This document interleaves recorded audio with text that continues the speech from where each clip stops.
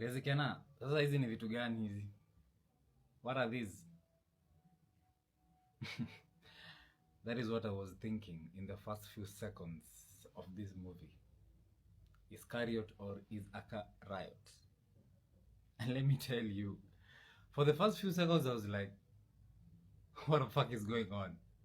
But the moment Mendeley, I was like, fuck it, god damn. Crazy Kennar is a goat. Crazy Kennar, you're a goat, bro. Shit. Nimekutolea kofia. Acha kwanza tani kutolea kofia. Crazy Kennar, nimekutolea kofia, bro. Nimekutolea kofia, bro. Damn. Shit. Oh god. You've just explained what men go through and they can't talk about it. You've just bro, umefungua akili ya wanaume hivi ukaianika, like damn. When you think about this movie, when you watch this movie, you're like, shit, this is literally what men go through. Sometimes they don't know how to talk about it. Sometimes it just eats them in our cooler too. And sometimes they don't know what to do, and sometimes they can't do anything. Like, yo, it's crazy. If you've not watched this movie, please go and find it. Find this movie. Kennar is the producer. Find this movie. I salute you, Kennar. And also being an editor. Kamonye. Hands down, Maji. You did a very good job here, bro. Hey, the editor, bro. Hey, you're fire. Okay. We need to link up. But anyways, if you've not watched this movie, please go and watch this movie because it's fire. It's fire. Especially if you're a man, go watch this movie. See you in the next video. Now, Iscariot or Iscariot, you ni movie ya Crazy Kennar kwa lenye mjui. And this is my honest review. So first of all, for a first time movie, bro, Kennar may try. Kennar has really tried, bro. The cinematics, the cinematography, the angles, the everything, bro, the color grading, like everything was on perfection. Well, not perfection, there's always room to improve, but for a first timer, that was really good. But one thing is bothering me, that is why I recorded this.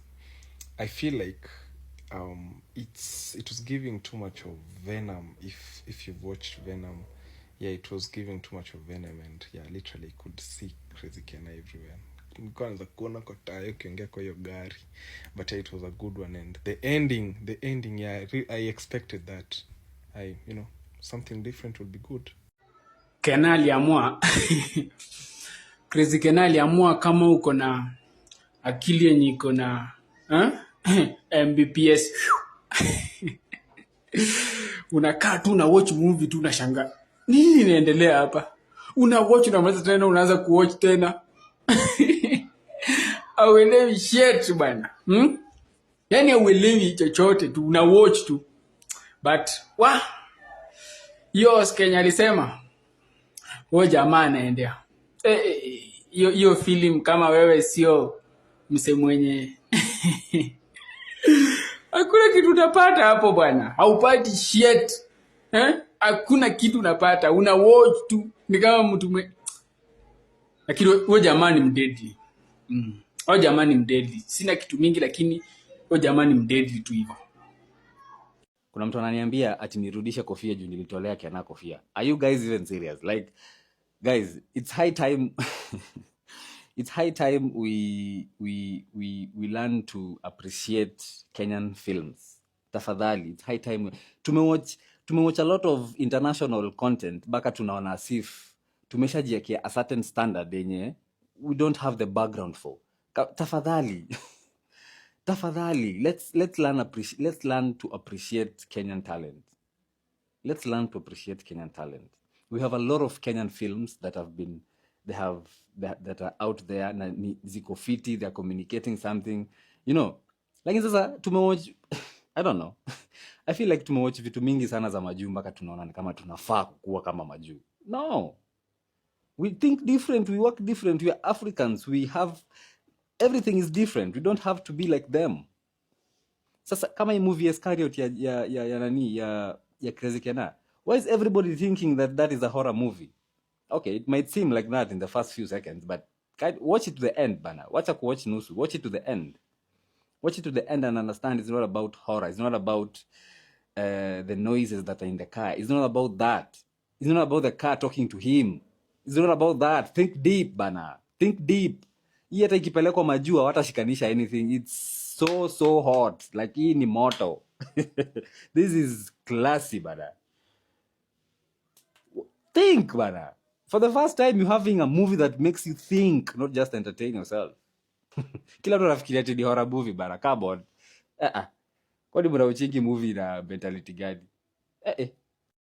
Hey guys, Simon here speaking. So yesterday night I was watching the premiere of Iscariot, which is a short film by Crazy Kennar. By the way, kudos to you, Crazy Kennar. It's time we support Kenyan films, and what you have out there is quite interesting.